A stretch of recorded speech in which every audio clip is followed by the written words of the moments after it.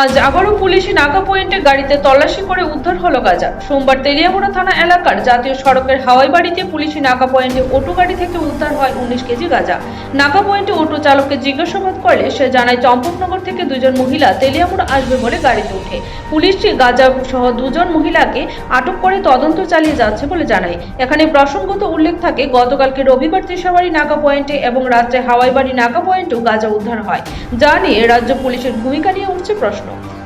আমি হাইওয়ের থেকে চম্পনগর সবজি লয়ে যায় নাকি আমি তো লাইন থাকে কারণ তা নাকি পাই না অলবান থেকে গেছি চম্পনগর আয়ারপর 10,000 চা খাইলাম ওই যেতেন একটা টাকা লইলাম 12 লইলাম লই আইতে বর্মর 2-3 জন টাইবেন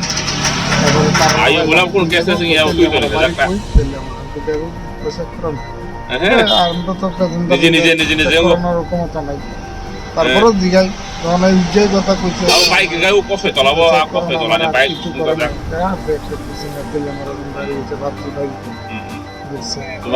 পঞ্চাশ টাকা করে ভাড়া যে কোনো পছন্দ আমরা 50 টাকা করে আমি আইসি করে গেছে দাঁড়াইতাম দাঁড়াইছি করে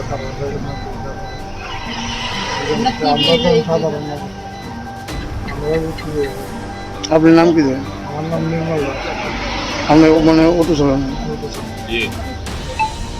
বাড়ি কই আপনি? বাড়ি হয়